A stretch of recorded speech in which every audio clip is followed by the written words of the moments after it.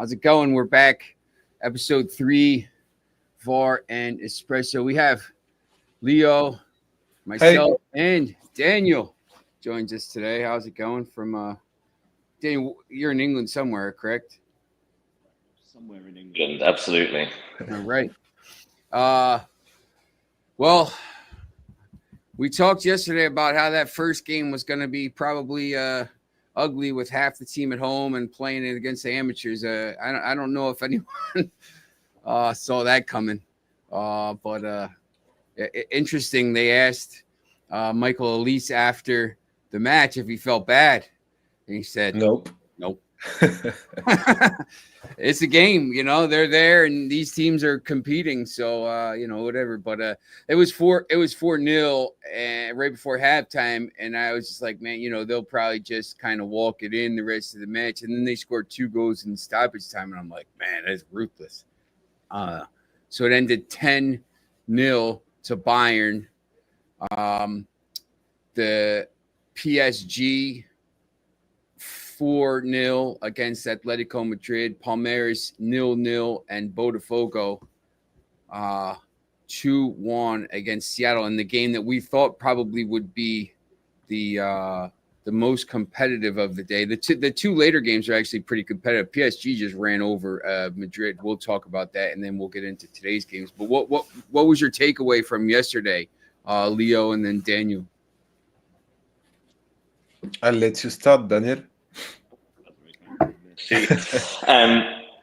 I think what we saw yesterday was the best and the worst fears in regards to the Club World Cup planning. So, for example, the competitiveness between Palmeiras and Porto, or Botafogo and Seattle Sounders, really competitive matches, really interesting. PSG and Atletico Madrid was a lot more competitive than I thought it'd be. The crowd as well were really up for it, which helps. I think one of the big fears is that a lot of these are going to be half-empty stadiums and indifference rather than anything else. But obviously PSG only finished their season, 2.5 weeks ago, so their players are still relatively on it. Atletico finished a week or so before then. So these aren't sort of completely switched off, but you see sort of some of these, like Atletico, not quite being up to the pace of PSG, although which team is at the minute. But then you see, so there's all the good bits, and that's really nice and fun. But then you saw the ugliness of Bayern and Auckland City. And when this is becoming a bit of a TED talk, apologies. But when this Club World Cup format was announced, we were promised sort of the best of all the world playing against each other. And you have a team ranked somewhere, I think it's 4,360 something in the world, which is beneath a lot of non-league English teams. Playing against one of the mightiest German teams, and it was kind of just brutal. I also love just how many broadcasters interview Michael Elise, because before he moved to Bayern, obviously he was at Crystal Palace, and watching the Premier League, whenever he was interviewed, he always gives almost monosyllabic answers. He's so base in his responses and targeted. But it's always very minimal. So I don't know what they keep expecting him to do. So when we asked him, like, did he feel sorry for them? Him saying nope. It's just like, that's kind of brilliantly summed up, doesn't it? Like, no other words, just that. Yes. Leo, what's your take? Oh, in my opinion, the Bayern versus Auckland City's game was the perfect opposition between the worst and the best the club worker can do. And the thing is that, in my point, the problem is that FIFA branded this competition as the world's best clubs, participant, and everything. But it is not. I think Auckland City deserves to be here because they won their participation on the field by winning the Oceanian Championship. But it's kind of difficult to see a team struggles that much against another. It's cool for them to play. We said it yesterday with Sean, because which football supporters doesn't want to play against legends such as Manuel Neuer, Thomas Müller, and such a great team as Bayern Munich. But it's kind of practically awkward to see them struggle that way. Then we've got Match, wasn't it? yeah. Then we've got the PSG against Atletico de Madrid game. It was a typical PSG's display. We didn't see anything we'd never seen before. Atletico seemed tired of their season. It was a lot of heat, not so much noise in the stadium. It was like a preseason tour game, I think. Even the rhythm of the soccer player, and it's normal, by the way. But my biggest surprise, which was not really one, was the Porto against Palmeiras game. It was a really, really good game with a lot of every. When I say what is the Club World Cup, I would say Palmeiras versus Porto is the perfect illustration of that. A crowd in a big stadium in the US, two good teams, talented players, like we saw with Rodrigo Mora, Estevao, Ricardo Rios. It was heated between them. It was a good display to this competition, and a good, I think, in my opinion, a good publicity for it. And I didn't, to be honest, I didn't watch the Seattle Sounders versus Botafogo because it was 4 a.m. in here. So sorry for that, but it's too much football all the season. So if I miss a game, it's not.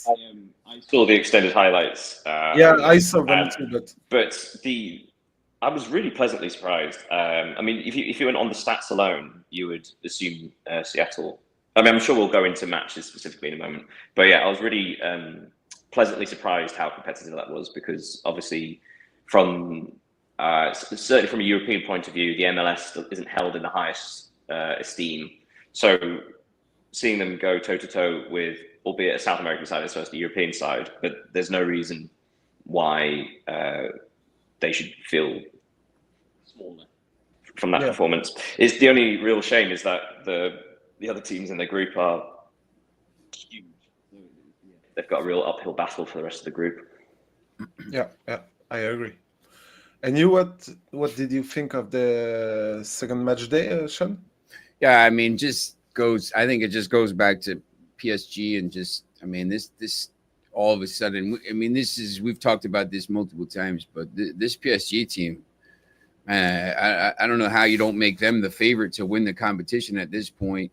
I mean, they're just, they did that yesterday without Dembele, who's, I guess it will be back at some point in this tournament, but they looked, you see the difference between the teams that are the favorites, Bayern, PSG, we'll see some of those coming in today, probably Chelsea, Manchester City, Real Madrid. Once again, I'll be stunned if it's anyone other than those 5 teams that win the tournament. And I put Chelsea in there, but I still think they're a level below some of these other teams. But Palmeiras Porto in New Jersey, I thought that was going to be a pretty good crowd because of the huge Portuguese and Brazilian population in North Jersey, and it was great. Seattle crowd, really good. PSG, Atletico Madrid. When they showed it at the beginning, it's Los Angeles, so traffic getting to anywhere in Los Angeles, so late arriving crowd. By the end of the match, it was filled in, but I think just PSG, they just the way they play, and that second goal, they seem to find. First of all, they don't give up goals. When you look at this team, I mean, as offensive minded as they are, I mean, you saw what they did in the Champions League final. I mean, when they want to be, their defense can shut teams down. So I think that's pretty big for them.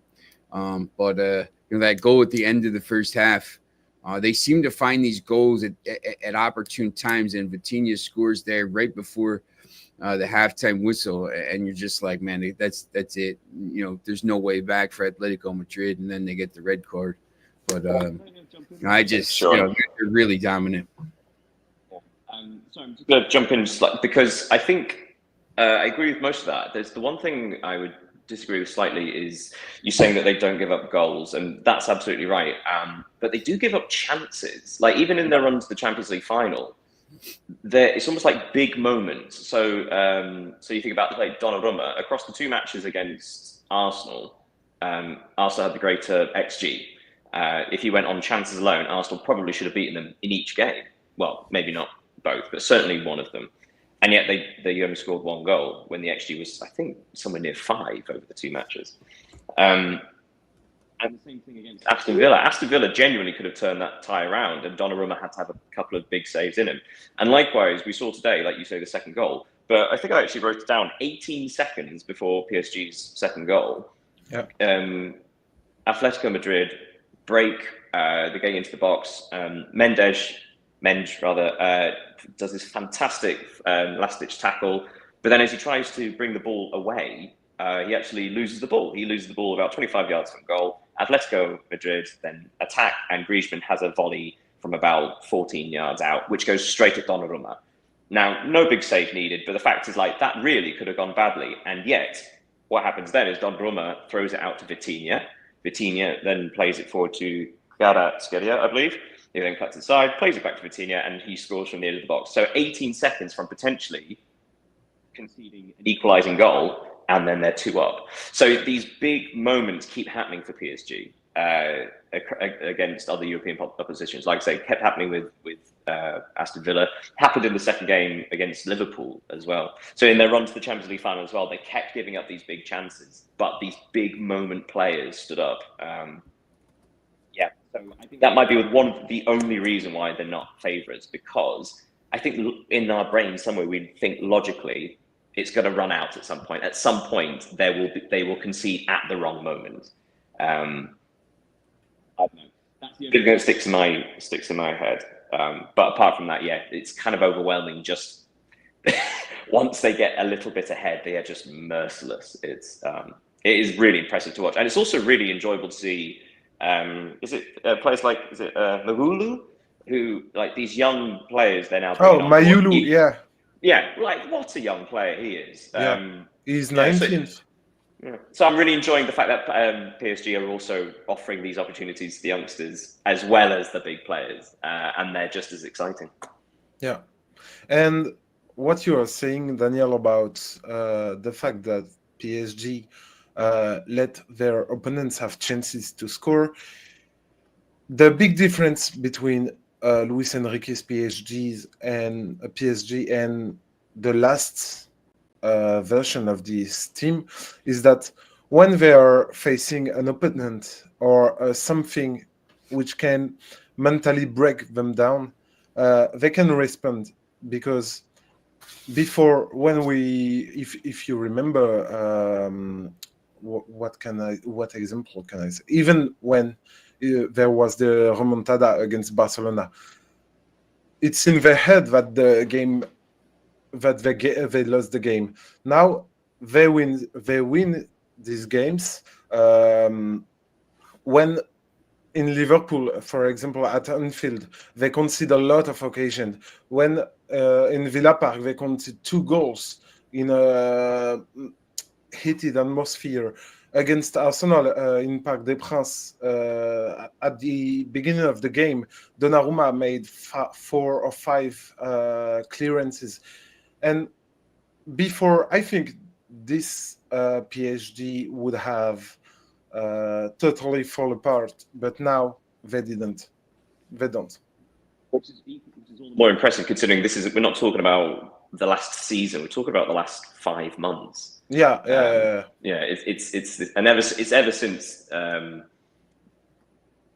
there's the false 9 role, which obviously he has the occasional injury, but they have the attacking quality to bring someone else in to play that role. The system works beautifully.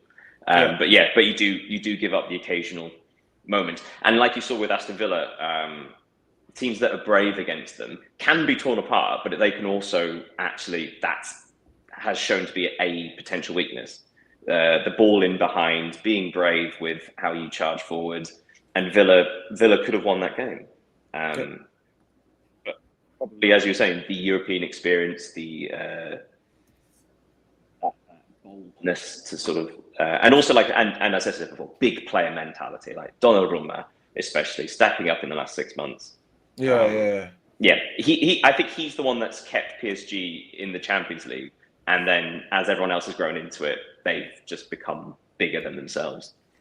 In France, we say that the change in Donnarumma's performances happened when against Monaco he had his car on the face. It's a joke, but I forgot about that. Yeah. Yeah, I think he's been pivotal for them. I think once again we talked about this the other day. I mean, when they beat Liverpool in penalties, I think that was the point where they said this is the team. They can go on and win. I think there's been interviews and they said, look, this is the point where we know we're this is our year. So and I think the just the last thing, that Botafogo Sounders game, I think that was a pretty good. Daniel talked about it a little bit, but both those teams now, I think Botafogo will think, hey, listen, we can get a draw against Atletico Madrid and we're through into the next round. Seattle will probably say, look, we played pretty well. I think that they outshot them. They played well. A little bit unlucky to not get a point there. So both those teams will think maybe against Atletico Madrid, we can get something. Seattle's going to have to win because I don't think either of those teams is going to beat PSG. So that's yesterday. Today, when we only have the 3 games today. Chelsea, LAFC. I'm going to give you times in Eastern times. Chelsea, LAFC is at 3. Boca Juniors, Benfica is at 6. Yeah. Flamengo against Esperance Tunis is 9. In Philly, that's the game I may, depending on how my schedule goes, maybe I'll take a ride down there because I think I could probably walk up to the stadium and possibly get a spot on one of the benches in the dugout for that game. I might be able to wear my Flamengo kit and possibly join in. I don't think there's going to be a big crowd for that in Philadelphia. I could be wrong, but we'll see. I think everyone kind of is excited to see, what this Chelsea team now with Liam Delap can do and some of their players, because we talked about this. I think last year they finished top 5 and got Champions League and won the Conference League with Nicholas Jackson, who's maybe not the ideal 9 for the system. He did okay, but maybe Delap is the guy that can score some goals, and maybe that takes Chelsea to the next level up. LAFC, of course, the champions of from last year, and whatever that cup they called it, they beat the Mexican team to get in. Boca Juniors, Benfica, I think will be an interesting match. Yeah. Two kind of big clubs there, and that's in Miami at the Hard Rock. Flamengo, Tunis, I just don't know. That's a pretty I think pretty tough game to call at this point. But of these 3 games, which one stands out to you two? Okay. In my opinion, Boca Juniors versus Benfica will be just like yesterday's Palmeiras versus Porto, against a South American team, a European team, Portuguese as well, and with good players. It will be nice to see. I really like Edinson Cavani when he was at PSG, so it's a good thing for me to see him. Angel Di Maria also. it will be a game, I think, an open game. Maybe not 0-0 like yesterday, but it will be interesting. And I want to see Esperance also, but I think I will watch it tomorrow morning because it's at 3 a.m. in Paris, so it's kind of late for us here. But I have to agree. I think what we're really searching for at this tournament, because I think the assumption is the majority of the European teams are going to go through, and the worry or one of the concerns is that once you get to the quarterfinal, 8 of the 8 quarterfinal places, 6 or 7 are European teams, and then it just becomes some things that, as followers of European competition, we've seen before and we see all the time, and it becomes less interesting. What we want are teams from basically anywhere else to make it forward. So you're looking at matches like Boca Juniors against Benfica, where there is an opportunity. Benfica lost. Am I right saying this? Lost the title, the Portuguese Primeira, on the last day of the season. Yeah, that is an emotional blow and would have had to, would take its toll. And yet they haven't really had the ability to switch off like you do at the end of the season and then start again 6-7 weeks later. Suddenly it's only a couple of weeks, and then they have to come back and pick themselves up again. And South America is only halfway through their seasons. So this is an opportunity for Boca. And in doing so, if they are able to beat Benfica, there is the opportunity. And suddenly they really only need 1 point from their final 2 matches. So when you're looking at other international club teams against European teams, we want to see where are the potential victories, where are the potential points gained, and I think Boca have as good a chance as any. MUFC South at this point with Boca, with Cavani, Ander Herrera, Marcus Rojo, Sergio Romero, all the old the 2016, 2017 United team there. Yeah, I think this is an interesting game for fans of the tournament. There's going to be a lot of these. I think you're going to get these games a lot of times. I don't think you're going to see a lot of 10-0 Bayern, against Auckland City, because Auckland City's so bad. But I think there's going to be some games. Chelsea has the opportunity maybe to go out and if they play well, they could win that game 4-5-0, 5-1, something like this. But then you get the 2 games, Boca Junior, Benfica, and Flamengo and Tunis, where you get these, the battles.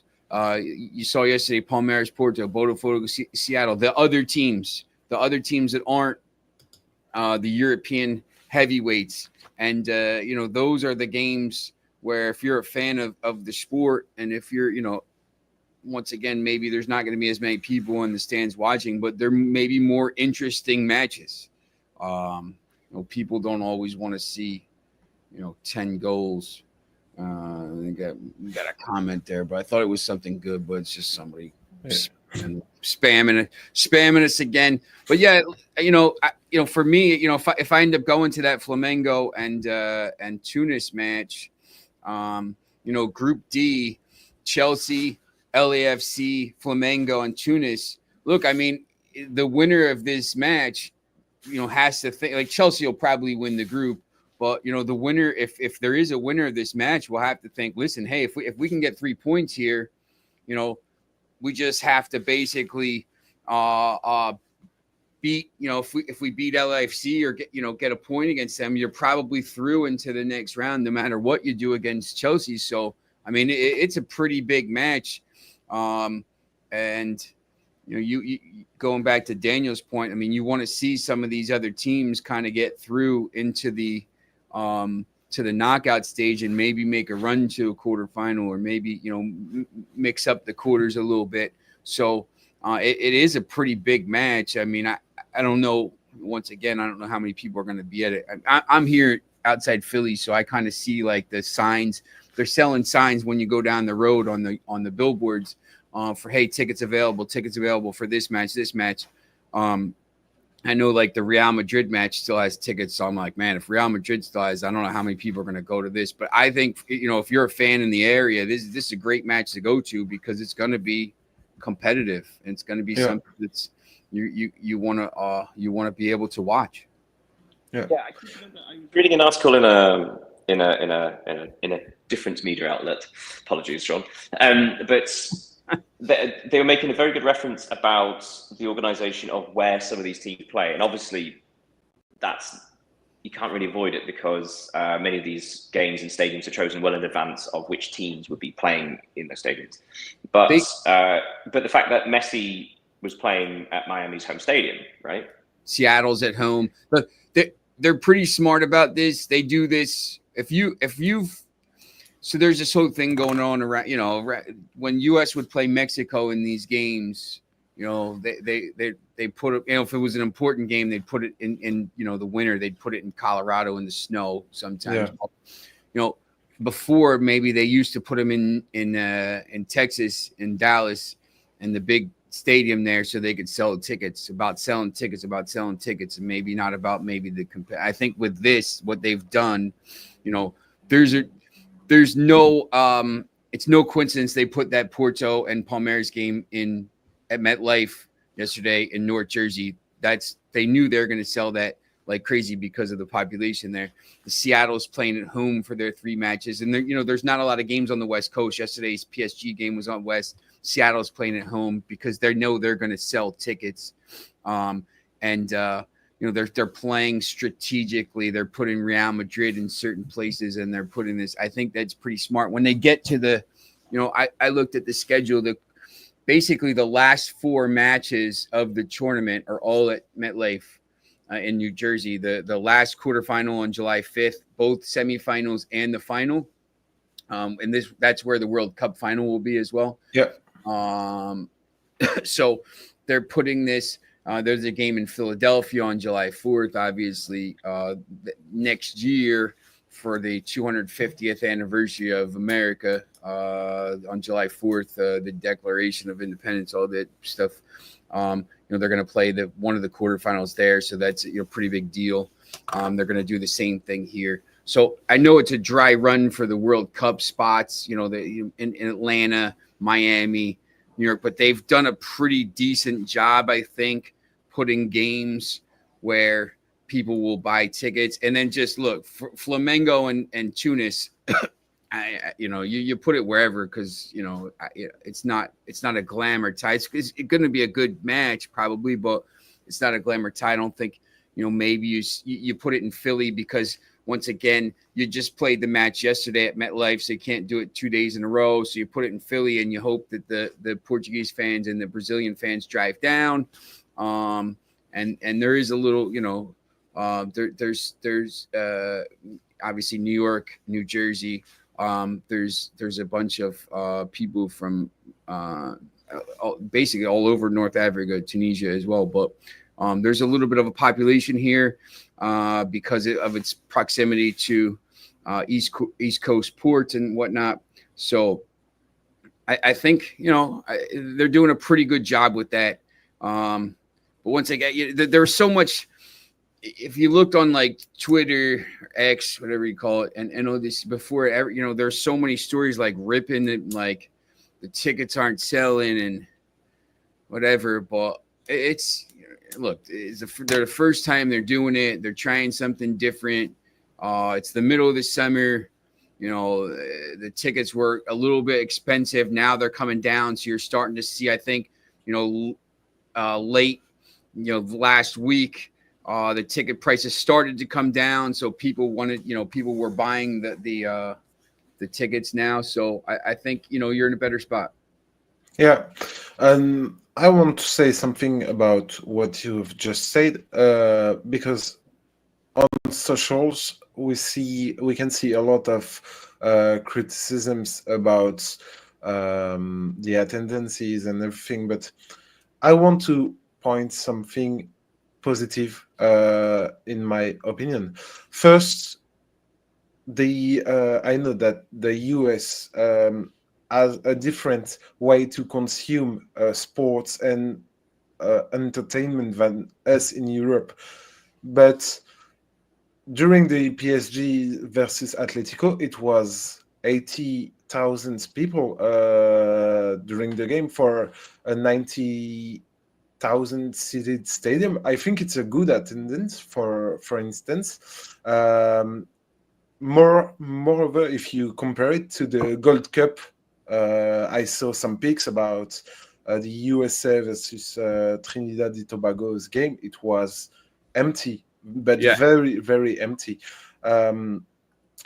Another positive point, I think, of this competition is the way to refer the games. I love to see the ref cam. I really like the idea of telling the whole stadium decision after a VAR review, because I think it prevents all of the troubling situations and everything. And the main positive aspect of this competition is that it's free to watch all over the world. I think it's something very important if you want to promote a product, as FIFA wants to do with its competition. And now, even if you are in Mexico, France, or I don't know where in the world, you can see this big event for free, and it's really positive, I think, even if it's to promote its football. But I'm reading a story now. The U.S. Trinidad, first of all, they're playing the Gold Cup at the same time. Like, nobody cares about the Gold Cup. Like, I'm not the biggest U.S. soccer supporter in the world. I mean, when we used to go to games when they're in the Philly, and they would play these double header games, like first game and second game, to try to get more people in and stuff. Like, you know, there was about 8,000 people at the game. The stadium held 18,000. They're playing it in San Jose, right above where they're playing the PSG. Like, who are you going to go see if you have an opportunity yesterday? You know, if you're a football fan, PSG, Atletico Madrid, or U.S. and Trinidad and Tobago in a match, it's going to be a bloodbath. I mean, it's crazy that they're doing this at the same time. You think maybe they would have waited a little bit and put it, started it later in the campaign, so you don't have to pick and choose between this. But it's I think I think the attendance numbers for this tournament are going to start creeping up, because once again they figured out, why are we pay? We shouldn't be charging $250 for a ticket for a group stage match. Let's just lower the price so people can come to the match and enjoy it, and we'll get bigger. We'll get better press, and it's worth all this stuff. And I think that's what you're going to see. Yeah. I think one of the valid criticisms, though, is the scale of the upgrade, right? So obviously, originally, or rather before this, the Club World Cup was only 16s, right? So you had semi-final, you had the four teams, two teams playing each other in the quarterfinal, but then you got seeded teams that are European and South America, then playing the winners of them. So it was such a tiny thing and easily ignored, and the same thing exists. It's just now back to the Intercontinental Cup. But Leo, you may or may not agree with this, but it was a widely held belief before the format change in 2016 that the Euros were harder to win than the World Cup in international football. Yeah. Because of the condensed nature of it. So there were only 16 teams, and more often than not, you got one at least, or sometimes two groups with three big teams. Because again, there are only 16 teams can get into the competition. What is interesting is that for this Club World Cup, rather than as a trial go to 16 teams, which would be a lot more manageable, but also have a more condensed quality of club. But they've gone straight to 32 because it is that reach for financial gain and again, TV money. Well, yeah, and the ever condensed calendar of football. Why wasn't it originally the first 10. Okay, Club World Cup. Let's make it 16 teams, and then you can have. Probably not more than 2 clubs from Oceania, but suddenly you've only got 2 from each continent, maybe 3 from Europe and South America, and it's so much more competitive. And then you avoid things like what we saw with Bayern and Auckland potentially, or you do worry about even further. So who else is in Bayern and Auckland's group currently? Let me check to not say something bad. It's Bayern and yeah, Boca and Benfica. Okay, so Auckland, realistically, again, I think they're a semi-professional side. The fact is, the club themselves. It's wonderful that the club is going to get this money from coming to the Club World Cup, because that is life-changing for a club such as that. And my real hope is that a significant amount of that goes to the players as well, because they all have jobs, just regular jobs. There are plumbers, there are teachers, there are, who are playing football as well.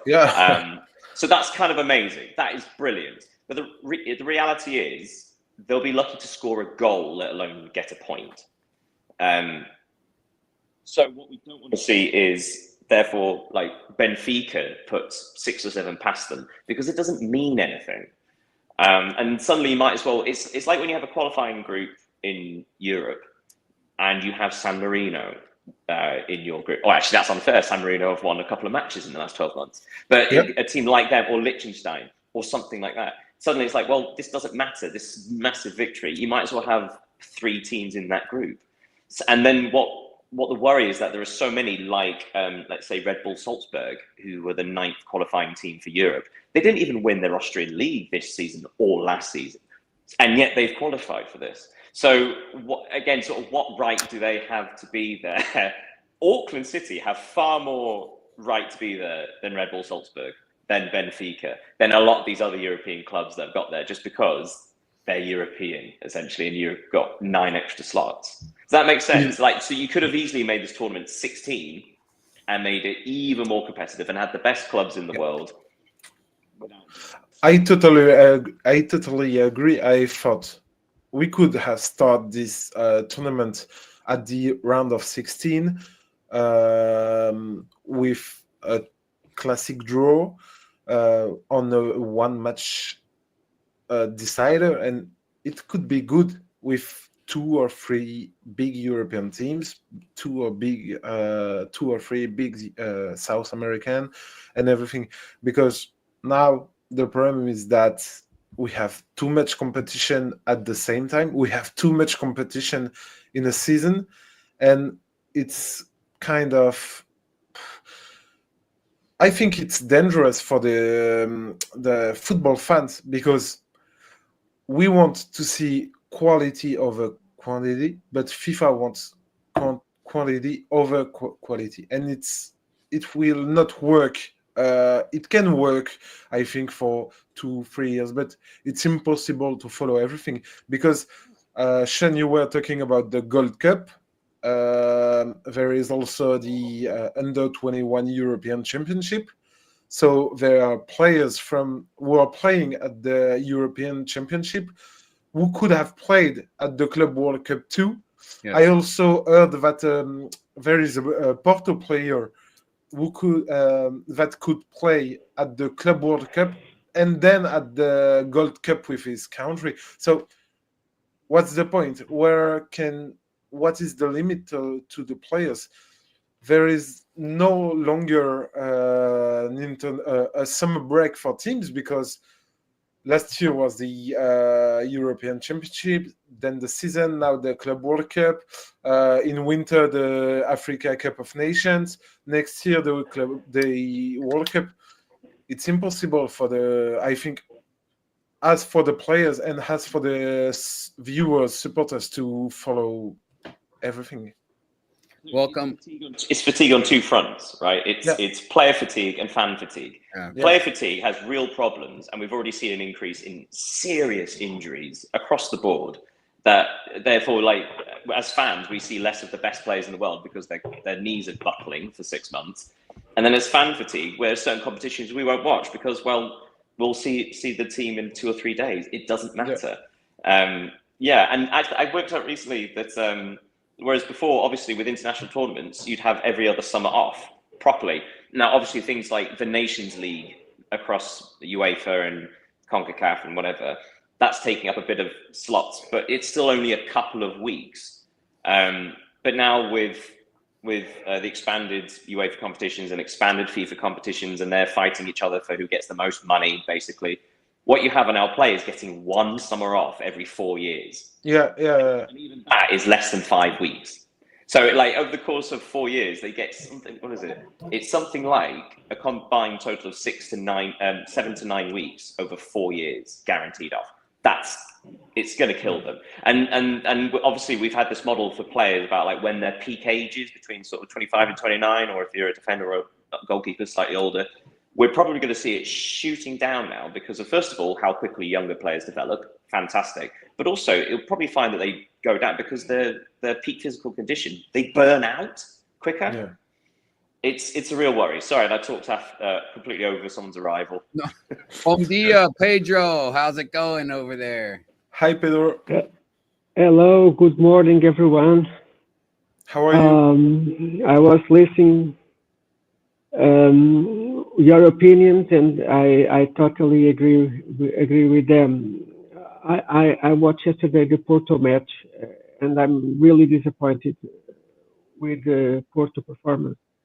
I know this is the supporting cast, but come on, a Portuguese club with used to play the UEFA Champions League to make such a poor exhibition. I'm really disappointed. I agree that the guys who rule the soccer in the world in FIFA, they are more interested in the billions of incomes than the quality of the matches played. Another issue, and I think it's not the least, at the European soccer season, it's very demanding, and the players supposed to be on their major holiday. And what I saw yesterday from Porto, it was a lack of motivation. In a matter of the fans, the people who are watching, I hope the next rounds will show better games quality. And this tournament, this club's world tournament, can become a more important event. For example, I have good expectations about Benfica today against Boca Juniors, because Benfica lost the Portuguese championship for Sporting in the last round. They played well in the UEFA Champions League. They have been defeated by Barcelona in the playoffs, and I expected a good game today. I think both teams have motivation, Boca Juniors and Benfica, to give a good show. But had I say, I don't know. What I have seen yesterday, it was not a good quality game from Porto.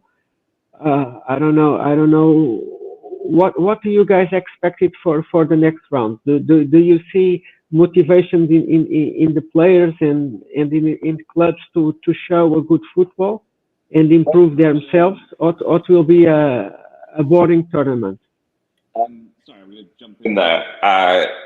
First of all, Pedro, lovely to meet you. Hope you're having a lovely holiday wherever you are. Yes, so something I was looking at, because obviously it's very early in the tournament. We've only got 2 groups that have had 4 clubs do a round of matches. We've got Group B with PSG and Botafogo with 3 points, and Seattle and Atletico with 0 points, right? So that's, first of all, the sad thing is that Seattle, with a great home crowd and actually played really well, we're already looking at them basically being eliminated because they have to play Atletico and PSG still. There is a possibility that if they manage to beat Atletico, you can have a group with one team having 9 points and 3 on 3, but it's unlikely. But what you do have is, I think Sean, you mentioned earlier, like Botafogo, if they can get a result against Atletico, then that is a possibility of them going through. So that's a real bit of hope, a real bit of something to aim for. But Group A is, ironically, very interesting because it's so boring. because the first round of matches, they were 2-0 nils. So there are no goals scored, no goals conceded, and everybody's got 1 point. So essentially, that was completely irrelevant, that first round of matches. But the thing is, in this format, you've only got potential 18 points to win. But because that was all just wiped, but now there's only 12 points remaining. So now you've got this possibility where every single team could finish on, you could have 3 teams on 4 points or something like that. So, or, I mean, it could also, because Porto's level dropped a bit, and you've got what have I got here? Inter Miami as well. There is more likelihood in that group of someone just having one victory out of nowhere. If Inter Miami can beat Palmeiras or Porto, then they're into the next round. That's all you need. You've got 2 matches left. If you can win one, you are probably in the next round. Yep. And so there's more likelihood of go for it, or having or you're having that sort of the bravery of going for it against a bigger team or potentially a better team. But it also goes back to what we were talking before about like PSG, right? A bit about these big moments. So Al Ahly have some really good players. They could easily get a result against Palmeiras or Porto. There is a real opportunity for any of the non-European teams to get through if they just have to have one win. Like we saw it with Botafogo, right? Because they beat Seattle, they're just looking for one more point, and they've got a real chance of doing it. So yeah, so now because those first 2 matches were so boring, and well, not boring as such, but the fact is 2-0 nils means that actually the board is a lot more even. Suddenly Porto, they're expected to go through, and so the pressure is going to be on them, and it might make the others a bit braver. Okay. I was gonna, I think we're gonna see. I think we're gonna see after this first round. I think you're gonna kind of see, other than maybe 1 or 2 groups, you're gonna see a clear delineation between the teams that are gonna go through, and you're gonna have a pretty good idea. But like you said, Group A, you look at Group E, River Plate, Uara, Monterrey, Inter.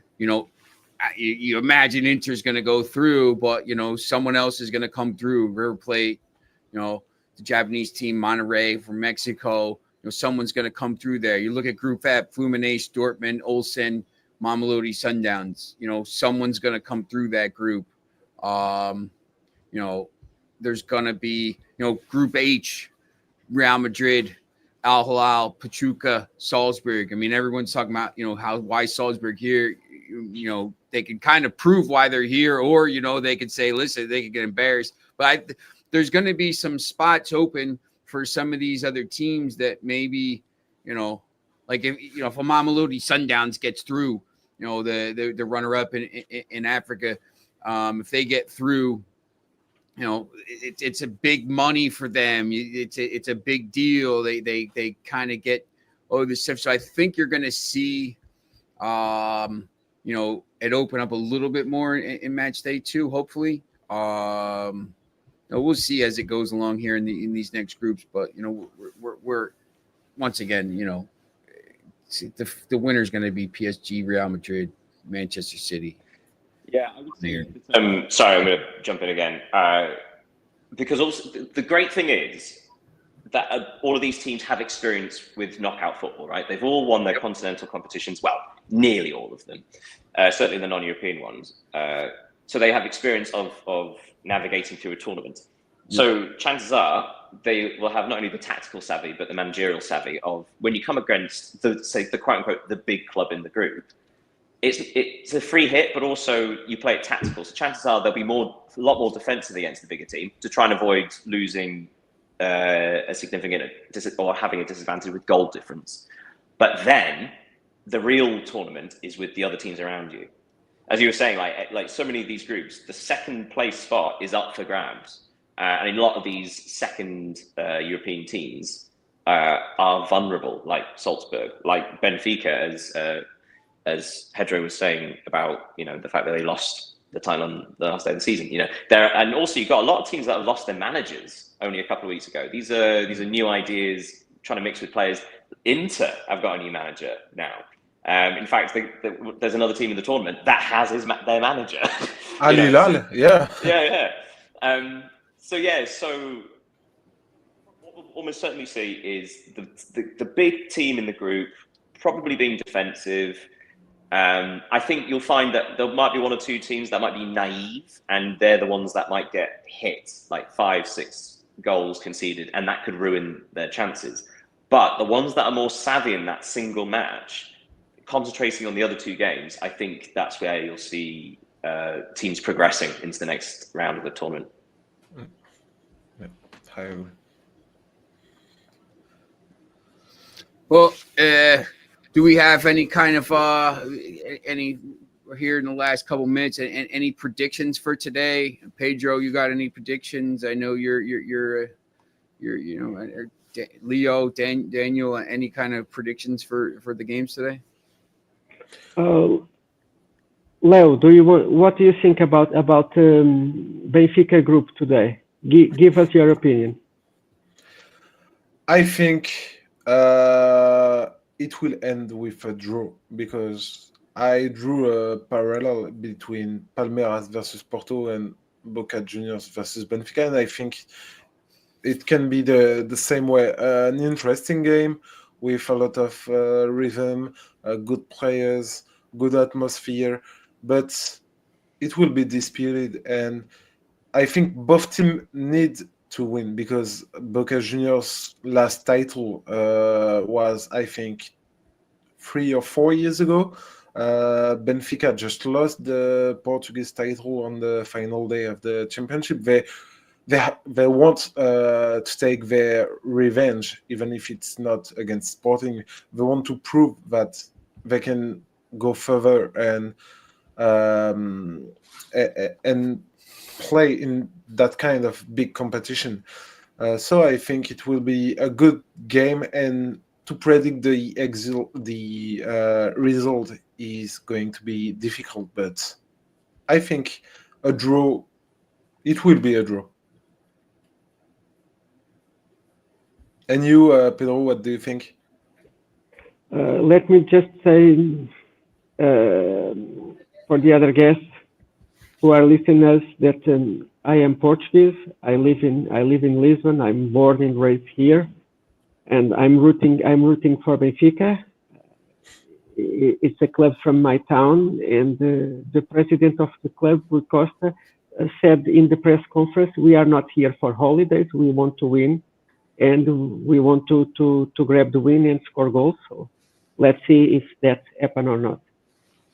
And just to say something about that and what Rui Costa said, when you see the company's lineup yesterday against Auckland City, I think every team are here to win, because there is a big prize money at the end of the Club World Cup. So they don't want to take any risk to have a bad result or a deceiving one against a lower team.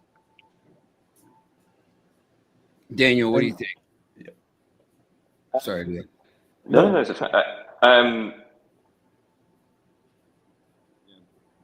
I think, because remind me, so it's Bayern, Boca, Benfica, Auckland. That's the group, right?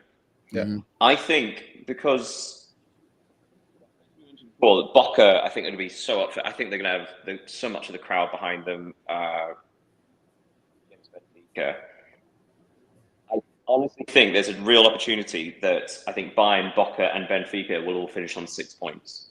They'll all beat Auckland, and then they'll each beat each other once, and then it's to do with how many goals they scored against Auckland, perversely.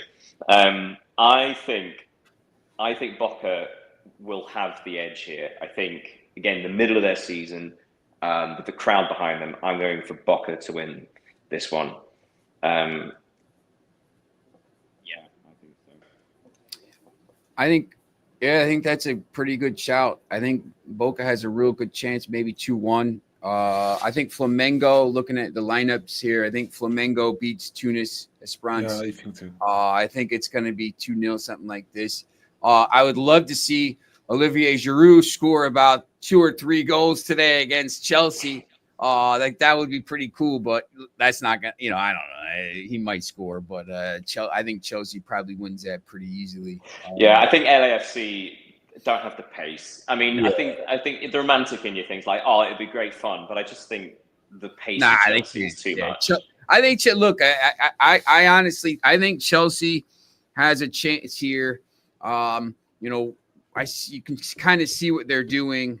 They buy 100 players, and hopefully some of them work out. And I think at some point, obviously it works out. I think this is an opportunity for Chelsea in this tournament to kind of start rolling into next season based on the confidence they have from winning the Conference League and making the Champions League and all this, and they have a chance to really start the season well. And I think I think they're one of these teams here, and once again, they could rotate because they have such a deep squad. But I think they're one of these teams that have a chance to use this as a springboard to really go into next season and make a charge.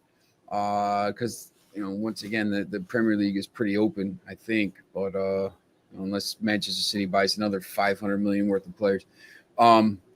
But yeah, I think I think they make a statement today. That's just what I think. Yeah, and I think they have to make a statement because they are a dominant force in European football. People could have maybe forget it, like it's for Sorishan, but for Manchester United, they need to prove they're back because now they are European champion, even if it's only the Conference Cup.